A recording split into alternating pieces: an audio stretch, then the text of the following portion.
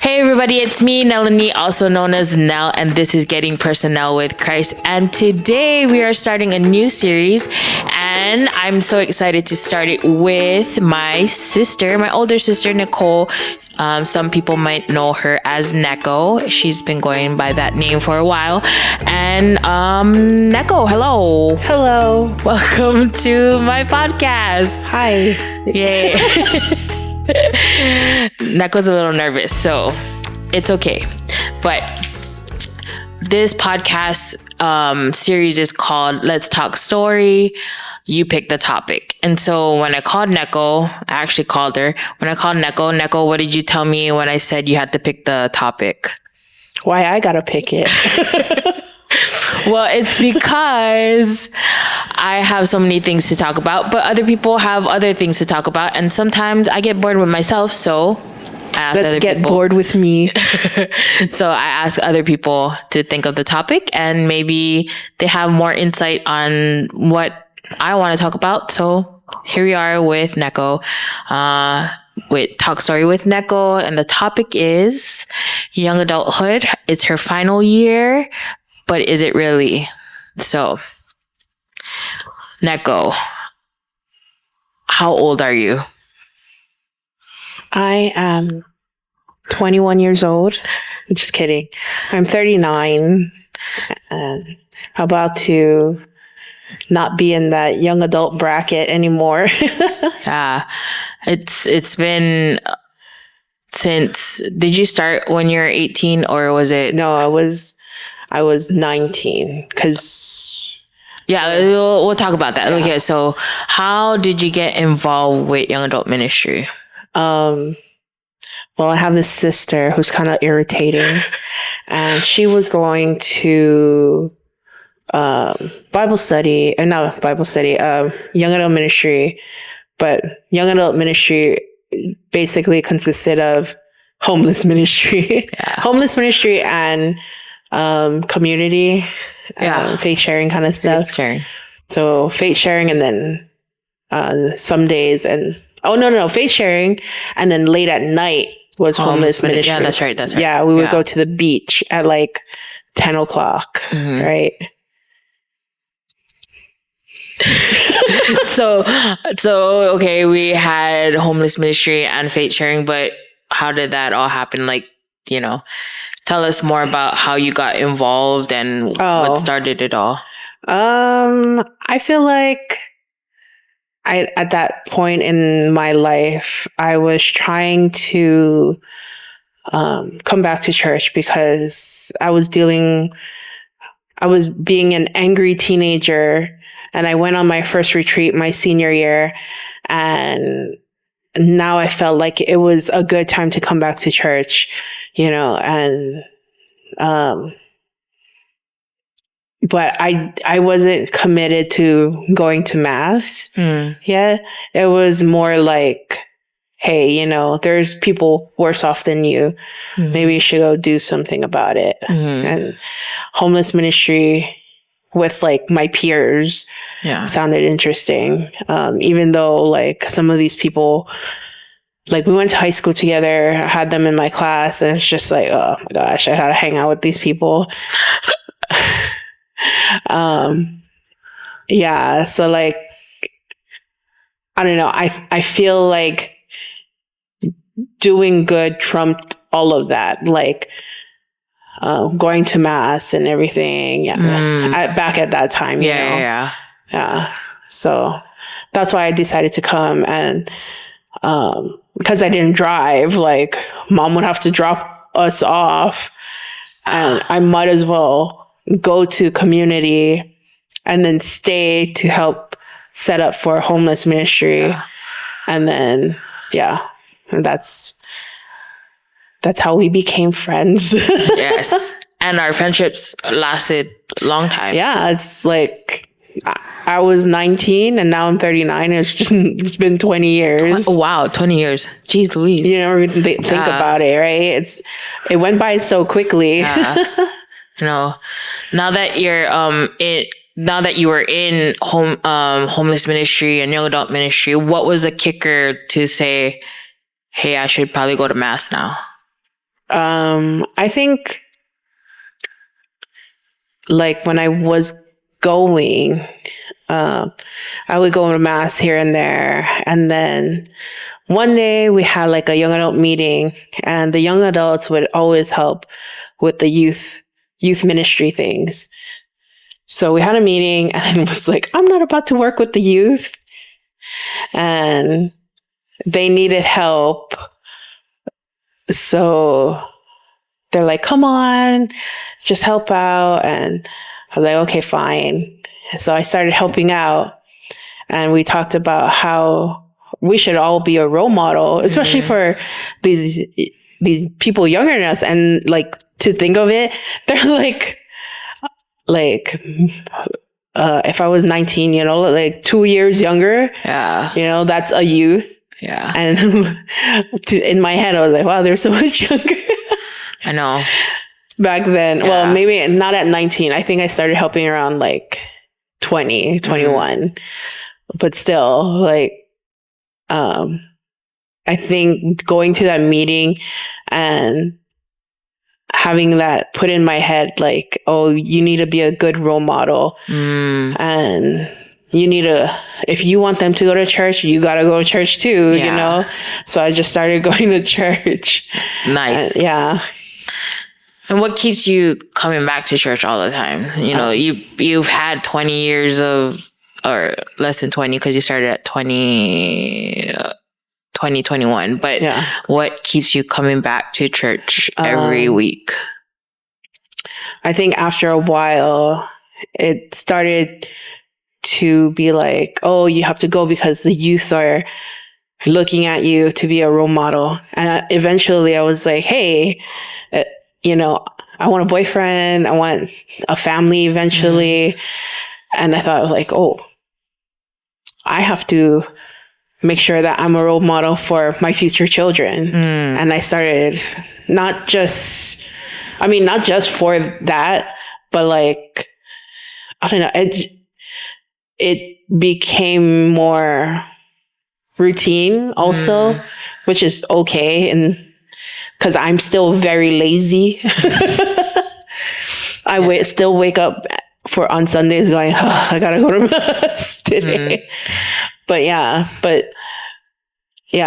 just wanting to be more. And once I thought of that, I wanted to be more for myself, for my family. And I just wanted to make sure I get to heaven with my family. Yeah. Young adulthood, we often see a lot of people move away from the Catholic faith, or, just stop being practicing Catholics. And so glad that we had our community to help each other, build each other up, and help each other remind ourselves that we need to be at mass. So what were some challenges that you went through young adulthood, and having those people in your life to help you? What are the challenges you had as a young adult? Dealing with my sister. Oh, wow. Thanks. Yes, like true. Your, the mental health things, right? Was very hard on both of us. Yeah. And I'm going to start crying already. I try not to, but, so like I feel like if they weren't there to help me out and you out, I don't know. I'd probably be in the hole with you. Yeah. Yeah. It was so, I know. Whew. How are we crying? And it's not even 10 minutes yet, I think. I always make my small groups cry, apparently. Yeah. But it was a struggle. Like, not just for us, for mom, so I was actually going to talk about this once we go a little bit deeper. No, stay stuff to what father wants us to announce. Young adult ministry to invite people. Not exactly that, but just like having people to help you with your issues. Yeah. So the challenges, I was the challenge, yes, but I'm so happy that, I have you and mom and all the other people who have helped me throughout my young adult years. And so what were the good things that happened in young adulthood for you? Oh my gosh. The good things were like, I feel like finding confidence in myself as a leader, and being pushed to do more things. Yeah. When you were like uncomfortable. Because I still remember that one Christmas where they're like, all right, who's doing the solo for this? You're doing it. I'm like, it was horrible. But I used to do the solo every mass for the Lamb of God. Yeah. Not right after that, but eventually. Yeah. Stuff like that. Finding my girls, we're like almost bridesmaids for everybody. What else? Is there something else? Oh, something big maybe? I don't know. Not really meeting my husband in young adult ministry because we were already met. We were already met. Yeah. But eventually getting together during young adult ministry. Because all my friends were busy with their boyfriends or their husbands and they left me. And then I don't know what you were doing at that time. Yeah. You were doing your own kind of thing, I guess. Or you just didn't want to come out all like we're different in that. Yeah. Like back then I was more going out and everything. So and I was a homebody. Yeah. So he would be the one to be like, hey, you want to come out with me? Oh, well, I would say that to him and he'd say yes. Yeah. And then... Oh, because I am still a young adult. We got married and we had child. Is that what you're getting at? Yes. Yeah. I mean, I feel like that's more in the recent era. Yeah. But it's fun bringing her to our community nights, or like just hanging out with everybody because everybody loves her. They want to take care of her for me. I'm like, okay. Yeah. So your 20s are totally different from your 30s because you went into marriage and family and stuff. What in your 20s would you wanted to know that you know in your 30s now? I feel like don't be scared to talk to people. Don't be scared to say yes to new opportunities. You gotta take some risks sometimes. Like I look back and I'm like, oh man, I should have done that thing, I should have went to this place. And especially now seeing what you're doing, I feel like I'm not jealous, but like I'm missing out, but then again, like I have this whole new life that I also love. Yeah. So what is one big opportunity that you did take in your 20s that you're like, yes, I'm glad I did it. And I've learned so much from it. I can think of one, but I don't know if that's the one I'm trying to think. What was the one that you're thinking of? Oh, okay. I was thinking that. What was the question again? What is the biggest opportunity you took in your 20s? Oh. Were you 20? Yeah, I was like 27. We went to World Youth Day in Brazil. What did I learn from that? Yeah. I learned that I don't want to go to World Youth Day ever again.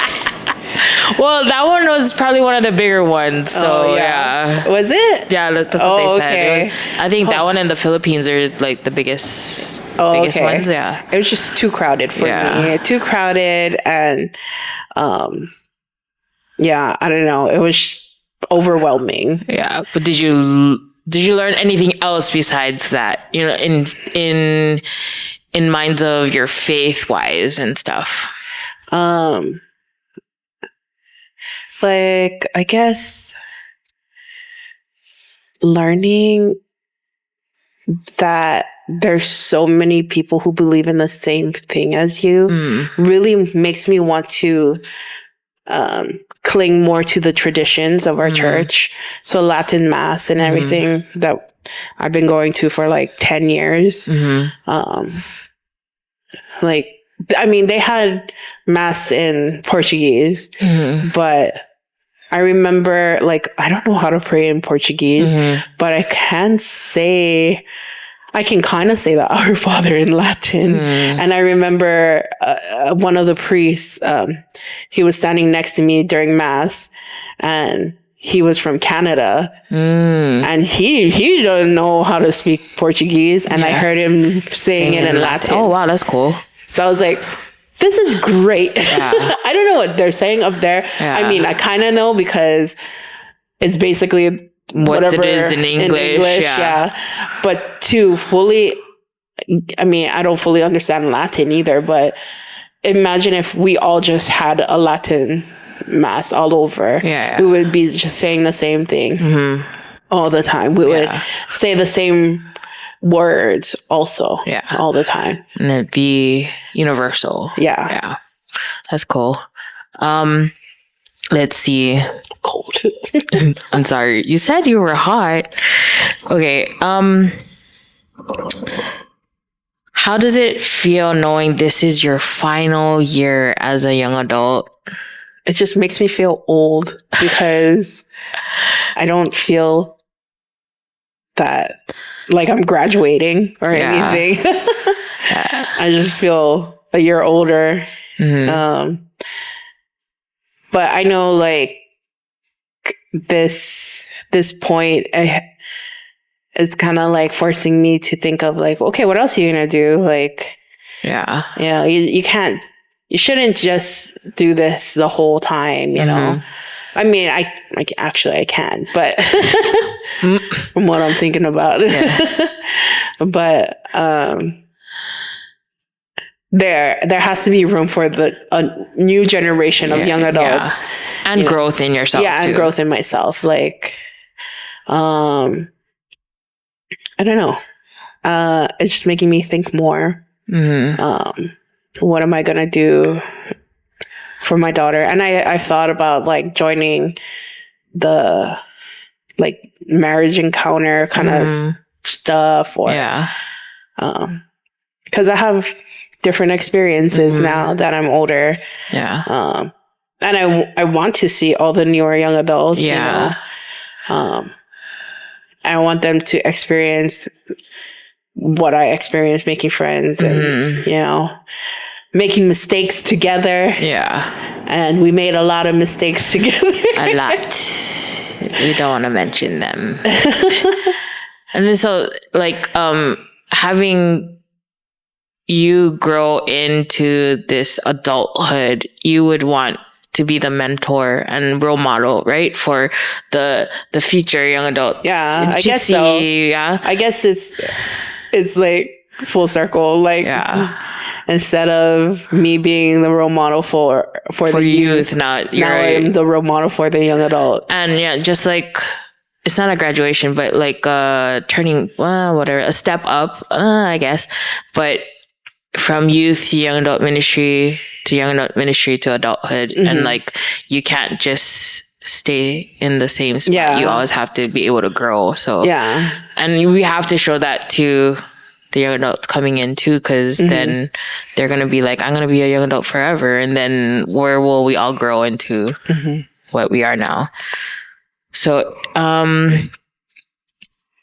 how has your young adult years shaped your understanding of your vocation? I guess I kind of answered that, right? Yeah. I don't know. At first, I was like, because I never had a boyfriend until my husband. And I think once I was thinking, if I wanted to be a mother, what do I need to do? Is this what you're talking about? Okay. Yeah. What do I need to do? Like, what do I see a mother should be, basically? And I look to Mary and, do I want that vocation, knowing there's going to be all these hardships, and like how Mary said yes, to everything. And she knew. She did know. Yeah. Yeah. So what do I need to build so that I can be ready to face all of that too? And I worked on like virtues and everything. Like the cardinal virtues. Yeah. I was like, I would pray and be like, okay, what am I lacking? Temperance. Okay, let's work on that. Yeah. What are you lacking? Fortitude. Okay, let's work on that. I mean, it was like our New Year's resolutions, more like, so I would do it throughout the year, and I feel like everything just came one at a time, and like I was like, it felt like I was like building. Yeah. And then there was one year we went to Kalopapa, and I told God, like nothing's happening in my vocation. Yeah. So I don't know what you want me to do. And I remember talking to a sister in Kalopapa, sister, what was her name? Cheryl? Alicia? Cheryl, I think it was Sister Cheryl.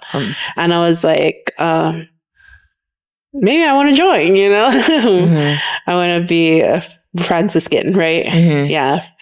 And she was like, okay, well, like, just give me a call. And I was like, okay. And I remember praying like, okay, God, I don't know where you want to take me, but I remember feeling this peace and like, oh yeah, it's going to happen real soon.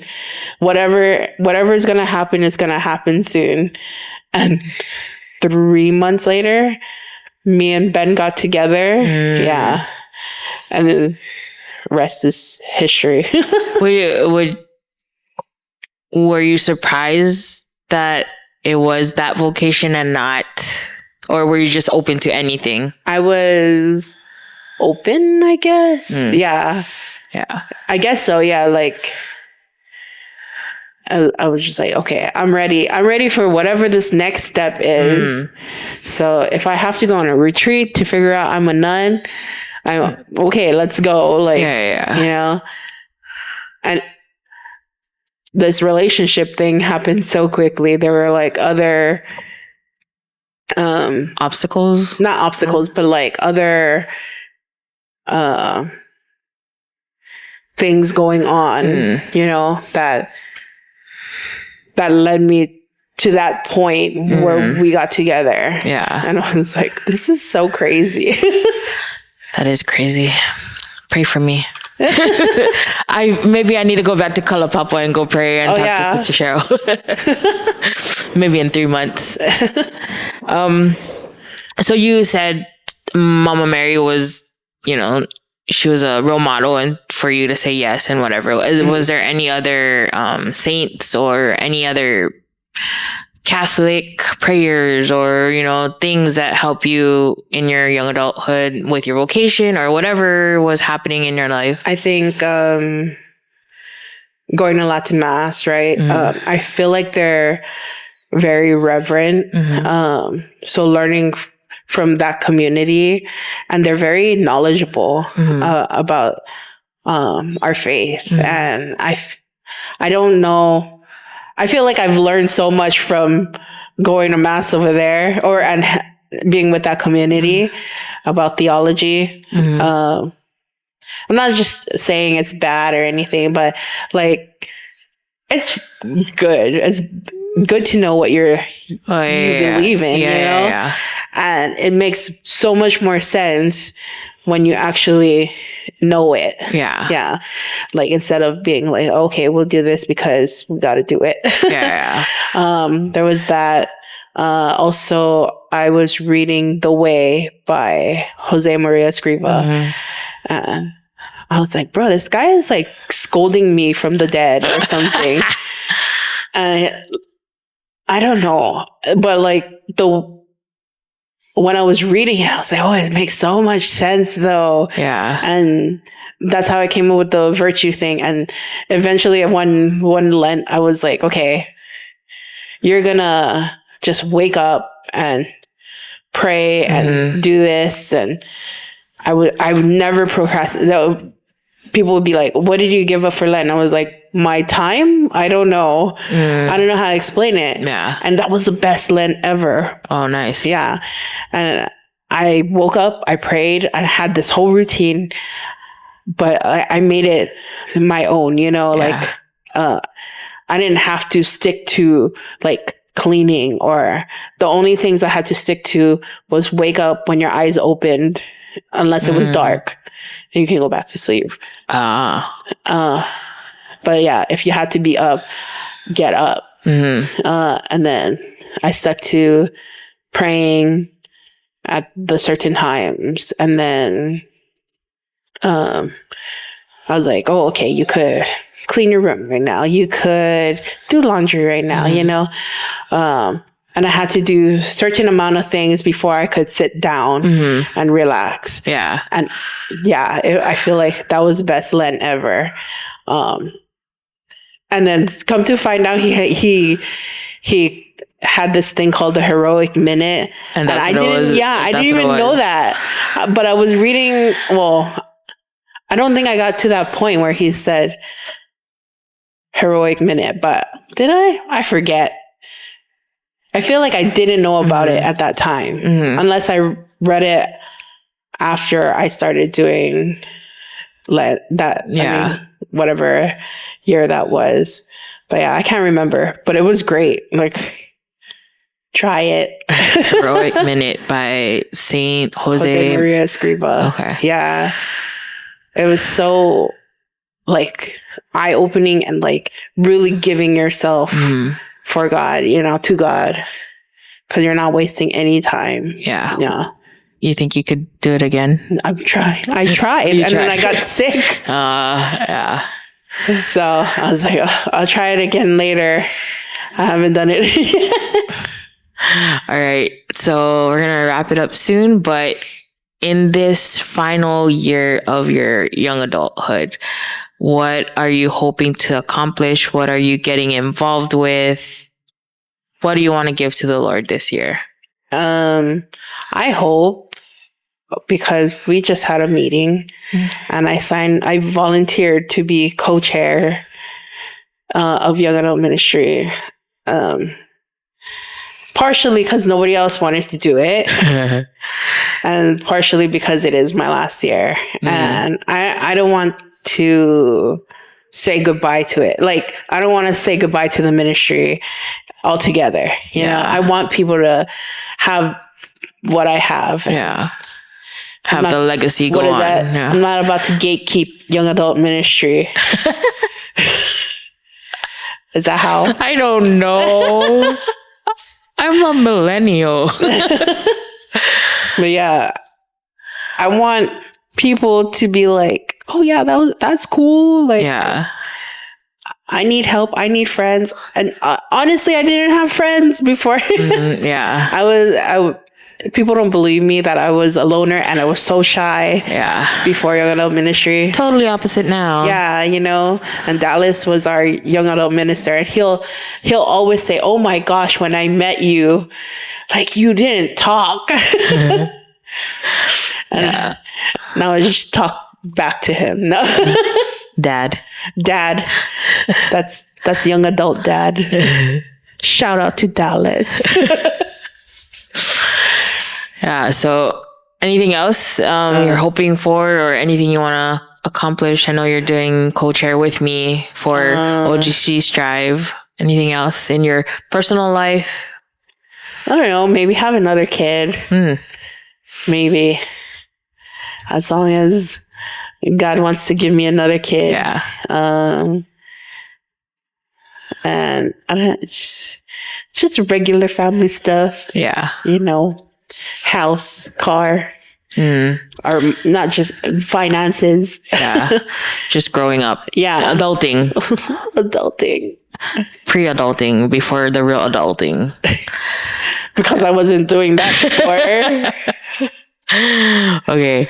So last question. If you could sum up your young adult years in either a song or a line, or a song, a line, or or a Bible verse or something, how would you what would you encompass your whole young adult years into this one song, line, or whatever? You should have told me this before, because now I don't know. It's putting me on the spot.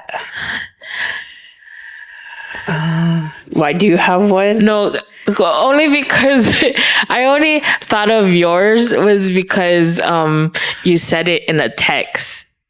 I said it in a text. But it's just a line.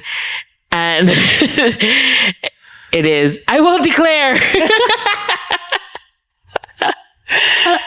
But yeah, that was the only one. But I was like, maybe you have one yourself. But a thing that, or a line to sum up, or anything to sum up your young adult life. This is so hard, Melanie. I'm sorry. I want to make it perfect now.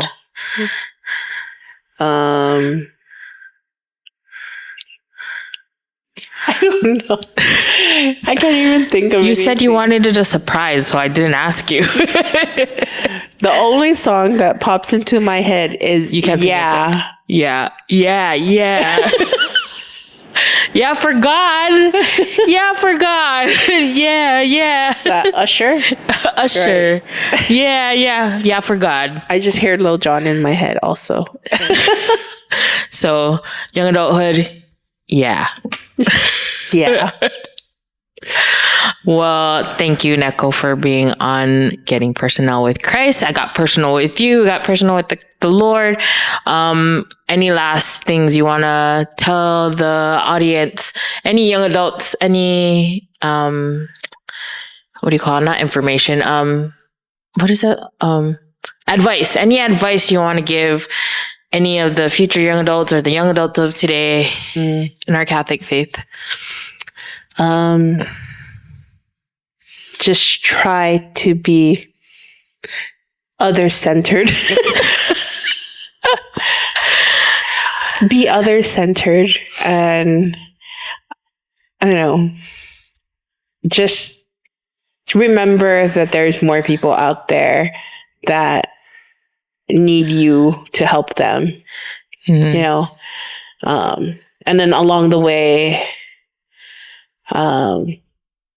they'll help you back, It's not, God will bless you, basically. Yeah. So the words from my amazing sister, Nicole. Thank you for joining us for Getting PersoNell with Christ. We'll see you next time, and go light up the world with his love. Bye. Bye. Yay. That's good. Mukbang.